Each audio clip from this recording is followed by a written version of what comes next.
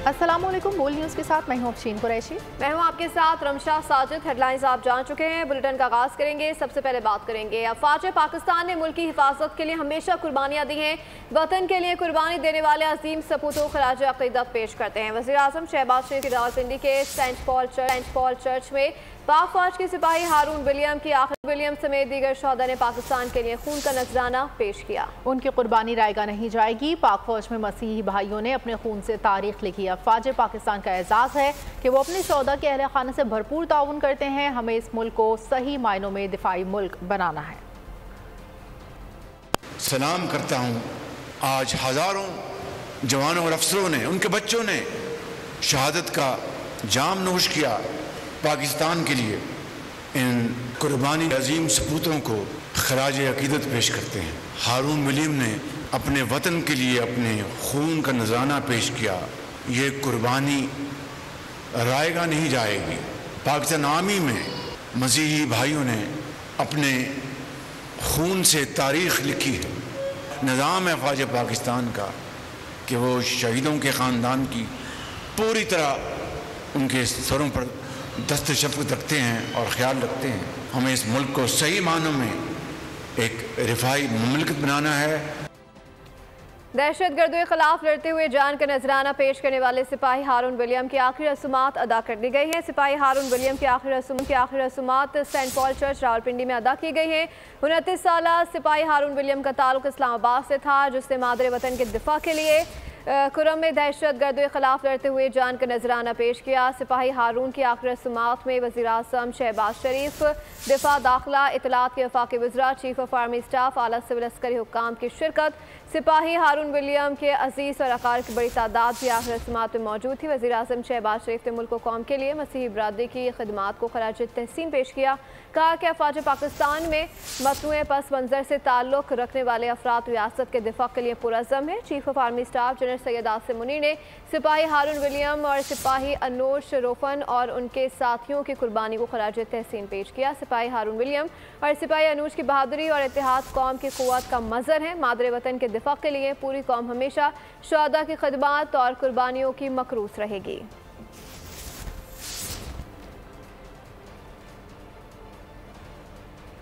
हम सबको मिलकर दहशतगर्दी को कुचलना है। दहशतगर्दी के खिलाफ जंग की जिम्मेदारी तमाम रियासती इदारों का मुश्तरका कर्ज है। वज़ीर आज़म शहबाज शरीफ की नेशनल एक्शन प्लान की एपिक्स कमेटी इजलास में गुफ्तगू। कहा कि गुज़िश्ता बरसों में हुकूमत दहशतगर्दी के हवाले से बरी ज़िम्मा है। रियासत की अमलदरी को नाफिज करना सबकी मुश्तरका जिम्मेदारी है। पाकिस्तान के दुश्मनों ने सोशल स्पेस को जहर आलूद कर रखा है। ऐसे कवानीन बनाने होंगे जो नफरत और तकसीम के बयानियाँ ख़त्म कर सकें। दहशतगर्दी के खिलाफ फ़ौज की ज़रूरियात पूरी करने में कोई कसर नहीं उठा रखेंगे। यकीनी बनाएंगे कि गलत मालूमात और झूठ सच्चाई को ना छुपा सके। वज़ीर आज़म का कहना था कि नर्म रियासत कभी सरमायाकारों का एतमाद बहाल नहीं कर सकती। रियासत की अमलदारी को पूरी क़ुव्वत से नाफिज करना हमारी जिम्मेदारी है।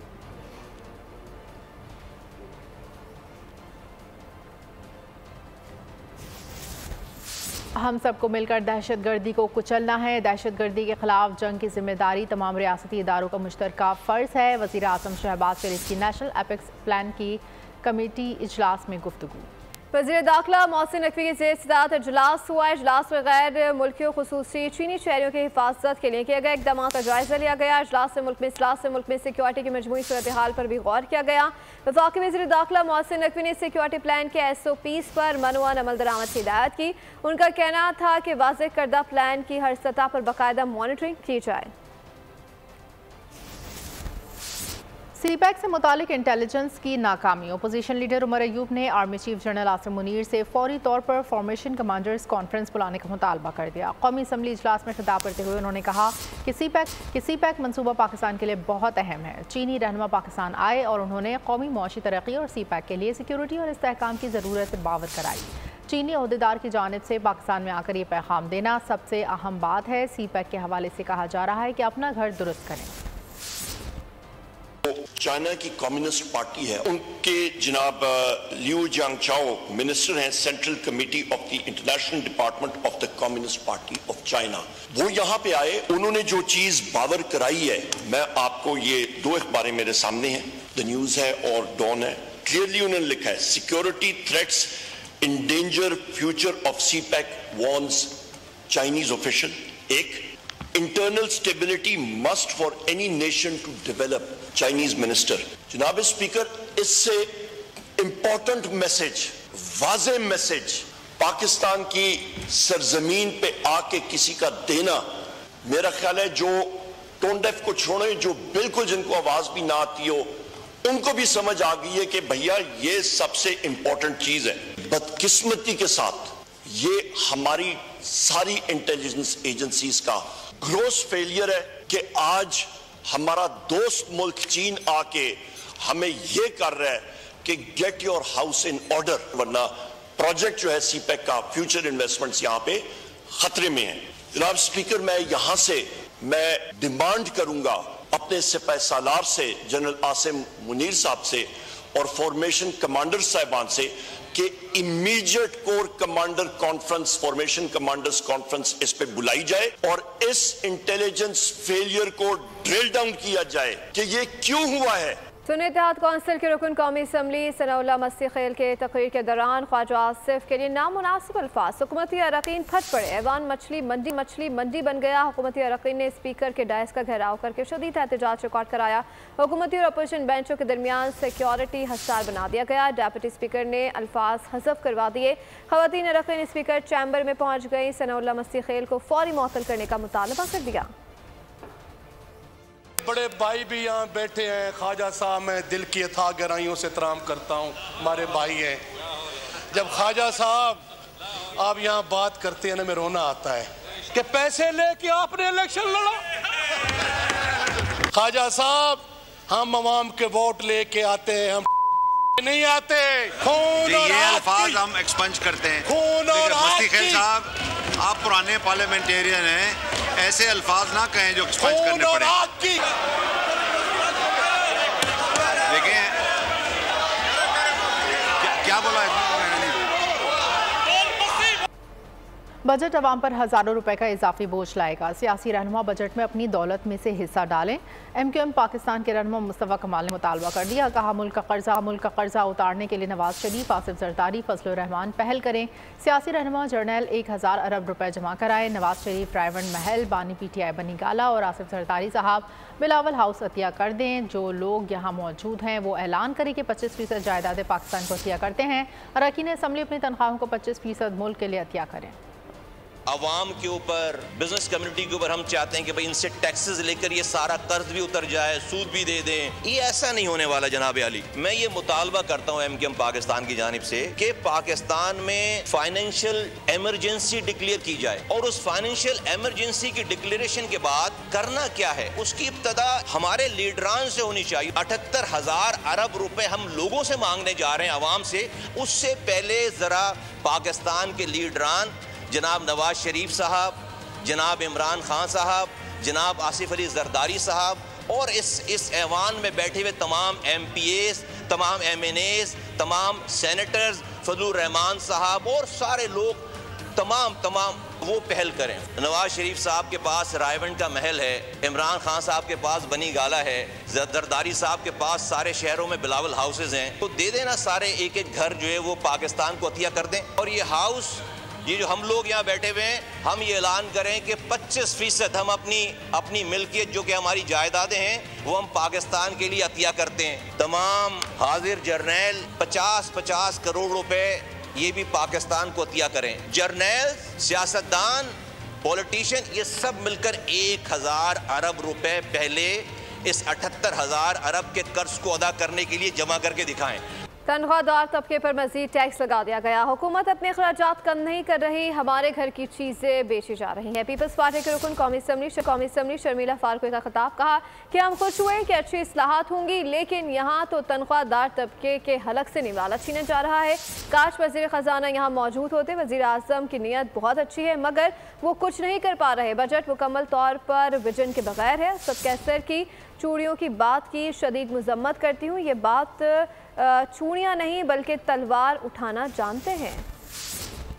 जब आपका खर्चा होता है ना और आप मकरूज़ होते हैं, जब आपका घर कर्जे में होता है, आपकी जेब में पैसे नहीं होते, तो आप अपने अखराजात कम करते हैं। हमारे यहाँ क्या हो रहा है सर, मुल्क में घर की चीज़ें बेची जा रही हैं, लेकिन सर इस पूरे बजट डॉक्यूमेंट में मुझे कोई ऐसी इस्लाहात नज़र नहीं आई जिससे मुझे ये अश्योरेंस हो कि इसके बाद मेरा मुल्क मकरूज नहीं रहेगा।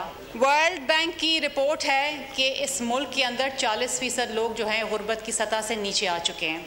हम हमेशा गरीब आवाम की बात करते हैं, गरीब आवाम, गरीब तबका, गरीब के लिए कुछ करना है, गरीब की हालत ज़ार को बेहतर करना है, लेकिन इस पूरे बजट डॉक्यूमेंट के अंदर कोई पावर्टी एलिवेशन प्रोग्राम माँ सिवाय BSP के जो पाकिस्तान पीपल्स पार्टी ने निकाला था, जो बीबी शहीद का ख्वाब था, उसके अलावा कोई और चीज़ नहीं है। क्या कब्र पर भी टैक्स लगेगा? सेनेट कायमा कमेटी इजलास में गूंज। FBR हुकाम ने कहा कि IMF 749 अशिया की टैक्स छूट ख़त्म कराना चाहता है। IMF दूध पर 40 अरब रुपए और स्टेशनरी पर 7 अरब रुपए का टैक्स लगाना चाहता है, जिस पर सेनेटर फारूक नाइक बोले, सीधा सीधा IMF का बजट है और हर बात IMF की मानी जा रही है। सेनेटर अनुश रहमान ने पूछा कि क्या कब्र पर भी टैक्स लगाया जा रहा है, जिस पर फारूक नाइक ने कहा कि वो वक्त दूर नहीं जब कब्र पर टैक्स लगेगा। अभी IMF को इसका पता नहीं है। कराची में कब्र खोदने वाले गोरकन पर भी टैक्स लगना चाहिए। IMF के दबाव पर हर चीज़ पर टैक्स लगाया जा रहा है।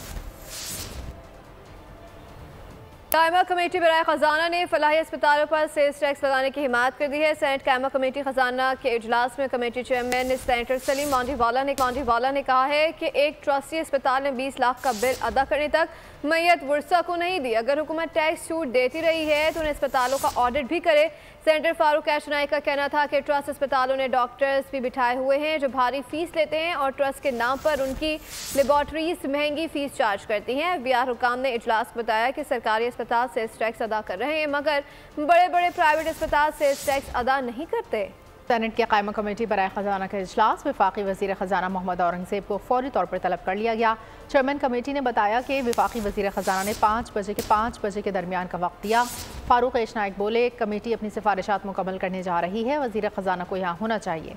चेयरमैन कमेटी ने कहा, हम वज़ीर ख़जाना के लिए कमेटी इजलास दोबारा बुला लेंगे, जिस पर फारूक नाइक बोले, ये कोई बात नहीं कि हम वज़ीर ख़जाना से मिलने के लिए 5 बजे दोबारा आएँ। वज़ीर ख़जाना को अभी बुलाया जाए। कमेटी ने मुकामी तैयार करदा स्टेशनरी पर 10% सेल्स टैक्स आयद करने की तजवीज़ मुस्तरद कर दी।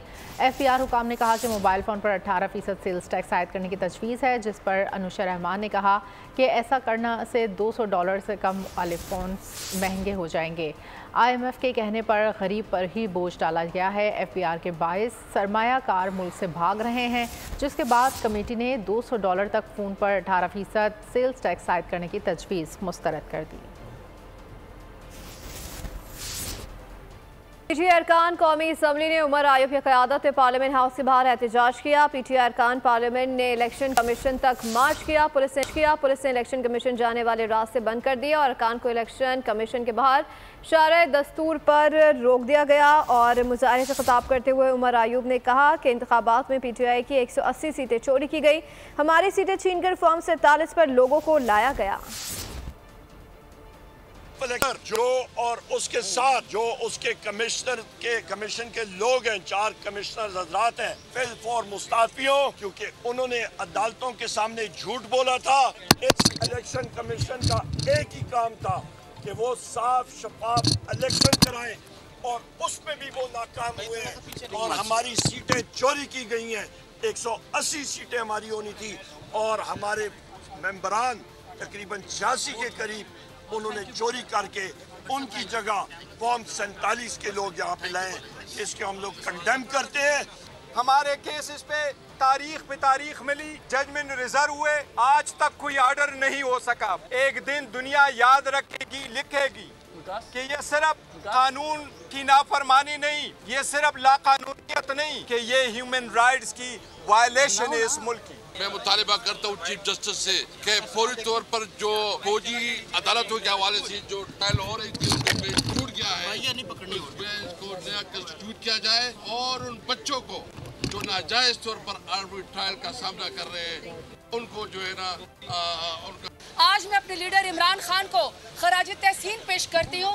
क्या आप 150 रुपए के स्टैम्प पेपर के ऊपर प्लेटलेट्स का बहाना गिरा के मुल्क से नहीं भागे, बल्कि आप इस मुल्क का और हमारे मुस्तकबिल का आप जो है मुकदमा लड़ रहे हैं। वफाकी वज़ीर एहसन इकबाल ने सवात में एक शख्स को जिंदा जलाने का मामला ऐवान में उठाते हुए कहा कि सवात में जिंदा जलाए जाने का पाकिस्तान में पहला वाक़या नहीं, ये शिद्दत पसंदी की इंतहा है। उन्होंने मुताबिक कमेटी बनाई जाए जो सड़कों पर अवामी इंसाफ की वजूहात जाने और हल निकाले। वाक़या पेश आया है और एक और मॉब लिंचिंग का वाक़या जिसके नतीजे में आज पूरी दुनिया में पाकिस्तान की जग हंसाई हो रही है। जनाब स्पीकर, ये वाक़या अगर एक आइसोलेटेड वाक़या होता तो शायद इसको हम दरगुजर कर सकते हैं, लेकिन एक तसलसल है। आपने देखा कि सियालकोट के अंदर इसी किस्म का वाक़या पेश आया। तो मैं ये गुजारिश करना चाहता हूँ कि इस वक्त कि हमें इस ऐवान को इस वाक़े का नोटिस लेना चाहिए, चूँकि हमारा मुआशरा एक ऐसी तबाही के किनारे पे पहुँच चुका है कि जहाँ पर स्ट्रीट जस्टिस, मॉब लिंचिंग के ज़रिए हम दीन के नाम को इस्तेमाल करके आइन, कानून, रियासत के तमाम बुनियादी असूलों को पैरों तले रोनते हैं। इस ऐवान की एक खसूसी कमेटी बनाई जाए जो इन तमाम वाक़यात के मुहर्रकात का जायज़ा लेकर एक कौमी लाहे अमल दे। पीटीआई की हुकूमत गिराकर मुजरिमों के टोले को मुल्क पर मुसल्लत किया गया। सुप्रीम कोर्ट मोहम्मद जुबैर के इंटरव्यूज़ का खुद नोटिस ले। पीटीआई रहनुमा रऊफ हसन ने मुतालबा कर दिया। उन्होंने कहा कि मोहम्मद जुबैर ने एक बयान में नवाज शरीफ और मरीम नवाज का जिक्र किया है। क्रिमिनल्स जो थे, एक मुजरिमीन का टोला, उनको पाकिस्तान के ऊपर इम्पोज कर दिया। जुबैर साहब की जो स्टेटमेंट है, उन्होंने ये फरमाया कि जी पाकिस्तान तहरीक इंसाफ की हुकूमत जब इंस्टॉल हुई है तो उसके 6 महीने के अंदर अंदर हम इस हुकूमत को गिराना चाह रहे हैं। इसके अलावा उन्होंने कोट किया है मरीम नवाज़ और नवाज शरीफ साहब को, और उन्होंने ये कहा कि जी आप ये किसी को और पता ना लगने दीजिएगा इस सारी सिचुएशन के बारे में। और उन सब लोगों में शहबाज शरीफ साहब भी शामिल थे और बाकी लोग भी शामिल थे। एक कॉन्फ्लिक्ट जो पहले दिन से वर्चुअली क्रिएट किया गया था, जो कि 6 महीने के बाद उसको एक फॉर्मल कंस्पिरेसी की शक्ल दी गई और उसको आगे बढ़ाया गया। बार्गेन्स की गई, कॉन्ट्रैक्ट्स किए गए, प्रॉमिसेस किए गए, उसके बदले में फिर जो करवाना था उनसे उसके प्रॉमिसेस लिए गए। 3 साल और 4 महीने के बाद इन्होंने उसको रिमूव कर दिया। और उस पॉलिटिकल स्टेबिलिटी लाने का तरीका जो जाली अरस्तू ने इन्वेंट किया है वो ये है कि खान साहब को 5 साल तक कैद में रखा जाए। हम इसके ऊपर भी सुप्रीम कोर्ट से हम डिमांड करते हैं कि इनका बयान जो है वो रिकॉर्ड करवाया जाए। सुप्रीम कोर्ट में पेश किए जाने वाले नैब के 179 मेगा करप्शन केसेस में से तकरीबन निस्फ बंद या ख़त्म कर दिए गए। केसेस ख़त्म होने से मुस्तफ़ीद होने वालों में कई बड़े सियासी नाम सामने आ गए। रहनुमाओं में नवाज शरीफ, शहबाज शरीफ, परवेज़ अशरफ चौधरी, शुजात हुसैन, फिरदौस आशिक अवान, आफ्ताब अहमद खान शेरपाव, नवाब असलम खान रईसानी और दीगर शामिल हैं। 2015 में सुप्रीम कोर्ट में जमा कराई गई नैब की रिपोर्ट के मुताबिक करप्शन मुकदमात अब किस्सा पारी न बनने लगे। बड़े सियासी रहनुमाओं के 90 के करीब केसेस बंद हो गए। मियां नवाज शरीफ, शहबाज शरीफ और दीगर के खिलाफ रायवन सड़क तामीर केस की समाअत नैब ने गुज़िश्ता साल बंद की। नवाज शरीफ के खिलाफ एक और तहकीकात को नैब ने 2017 में बंद कर दिया था। आसिफ अली जरदारी एक मुकदमे में बरी हुए, जबकि दीगर में उनको सदारती इस्तिस्ना मिल गया। राजा परवेज अशरफ के खिलाफ इंक्वायरी भी नैब ने 2017 में बंद कर दी थी। चौधरी शुजात हुसैन के खिलाफ आमदन से जायद असासाजात के मुबैना केस में भी नैब ने 2021 में तहकीकात बंद कर दी थी। इन मुकदमात में से अब तक सिर्फ 10 केसेस में सजाएं सुनाई जा सकी हैं, जिनमें प्ली बार्गेन के केसेस भी शामिल हैं, जबकि 19 केसेस के मुल्ज़मान बरी हो चुके हैं। अमीर जमात इस्लामी हाफिज तैमूर रहमान कहते हैं कि आज़ाद कश्मीर में एहतजाज दुरुस्त हो रहा है। अवाम पर मुस्तरदशुदा लोग मुसल्लत किए गए हैं। लाहौर में मीडिया से गुफ्तगू में करके उनका कहना था कि हुक्मरान अवामी ताकत को दबा नहीं सकते। व्हाइट हाउस के बाहर एहतजाज किया जा सकता है, तो फिर इस्लामाबाद में एहतजाज की इजाज़त क्यों नहीं? इत्तलात पंजाब अस्मा बुखारी ने कहा है कि मुल्क में हर जगह एक ही तरह के अफसरान हैं, फर्ज सिर्फ लीडरशिप का है। दीगर सूओं में आलाइशें आज भी सड़कों पर पड़ी हैं। प्रेस कॉन्फ्रेंस में उनका कहना था कि मरीम नवाज से पहले पंजाब 1708 अरब का मकरूज था। आज पंजाब का कर्ज 1685 अरब रह गया है।